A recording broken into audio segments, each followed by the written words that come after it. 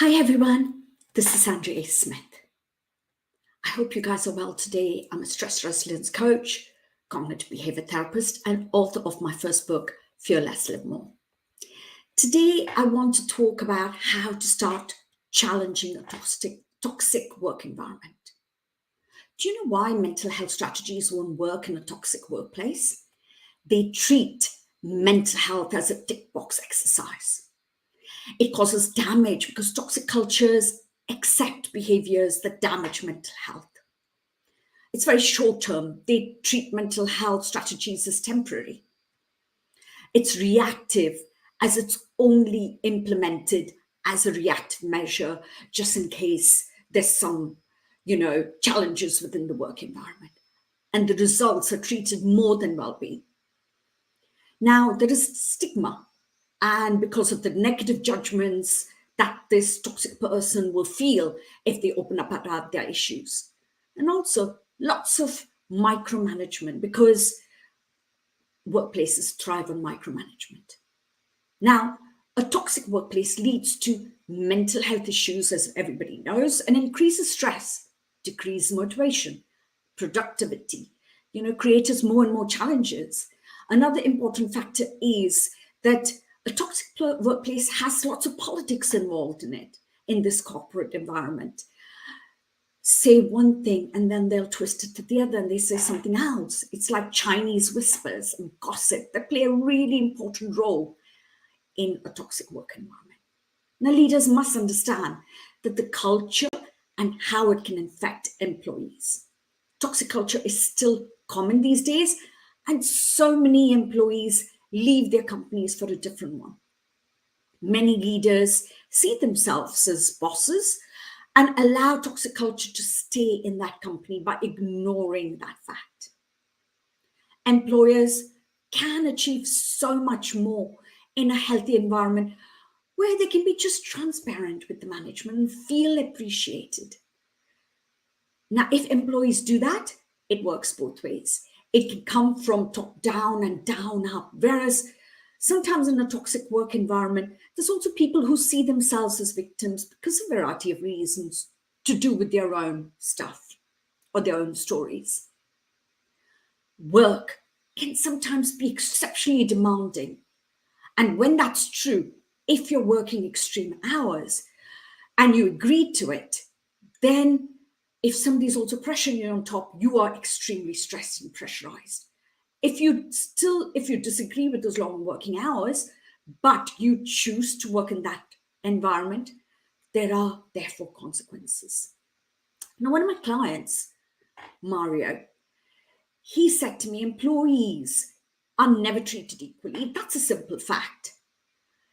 If an employee who is staying 10 minutes every day to ensure the job is done properly and is rewarded at some point at the employer's expense, he sees it as a reward for setting up a good example. But other people will see it as an unfair treatment. And then they start to, backbite or gossip behind that person's back. Do you guys know that post-COVID times, lots of things have changed? There is a lack of support for those who need help. But I want to ask a question. Do employers have unrealistic expectations? That's true. You have, you should see some employees expect to work very little and have big salaries. And that's really what I'm trying to say is some people are unfairly advantaged by this toxic work environment. Some people aren't. I see it as a lack of empathy. When somebody's struggling with a task at work, and it's very common, the boss will say, hey, you're dealing with paperwork. That's not a death sentence. How much empathy do you really need? It just all boils down to a communication between the employer and the employee, not a death sentence. Take it from me. If it's a toxic work environment, it can lead to catastrophic physical reactions. But when you throw in that lack of empathy and no support, there's a lack of awareness. The consequences can be severe, even fatal. I've worked with some toxic companies in the past, and the toxicity became an opportunity for me to learn how to help others, because I knew what I was feeling and how I was there not happy. So instead of having that victim mentality, I and became mentally brutalized by the toxic organization. I used my skills to help other toxic people become better. It's just simple, really. When you give value to even more people, you become valued and respected. And those who can't live a life of insecurity, they need to make some changes. You guys know that it's impossible to thrive in an environment like this, regardless of how mentally strong you are. I've been through a lot in my life, but there's something about the toxic work culture that eats away at your soul every day.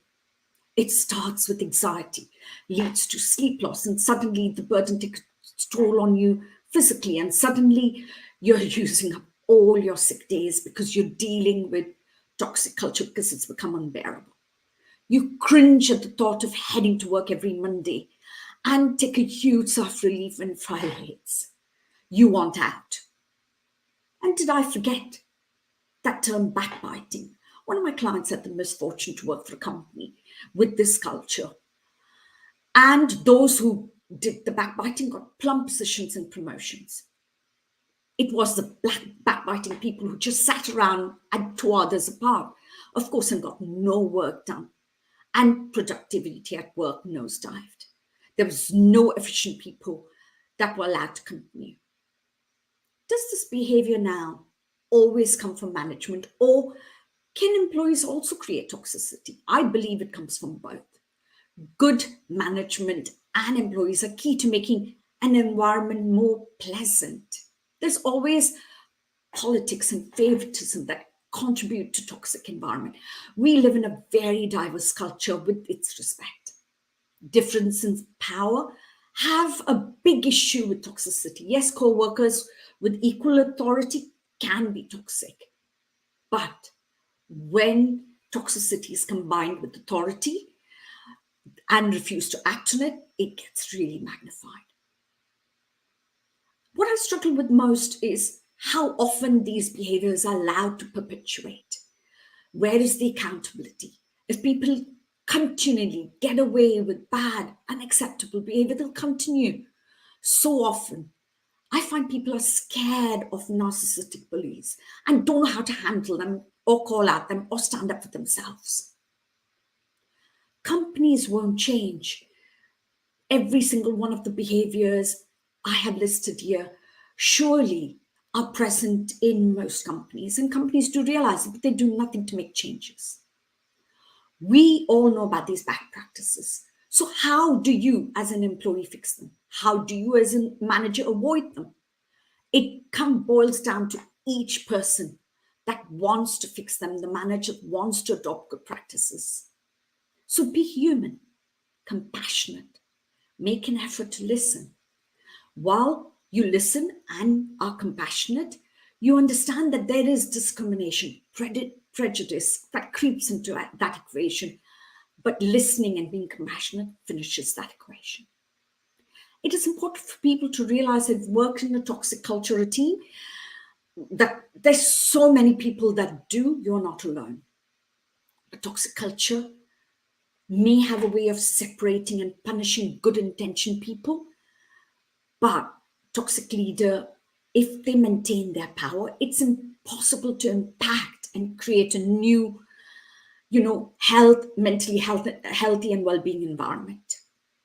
It can remain integral to values, and you should especially recognize this toxicity from others and help yourself transition to a new team or a new company. And you can do it. If you need support, you can always get yourself a coach. That investment will be worth a zillion times. Gary Chapman always said in his quote, when a workplace becomes toxic, it is poison. It spreads beyond its walls into the lives of everyone and their families. I want to end this live broadcast by saying a toxic environment is one of the main reasons why employees leave their workplace. Whether it's practiced by leaders or members of the management team or supervisors or even employees, when it becomes a culture, it pollutes all of the working environment.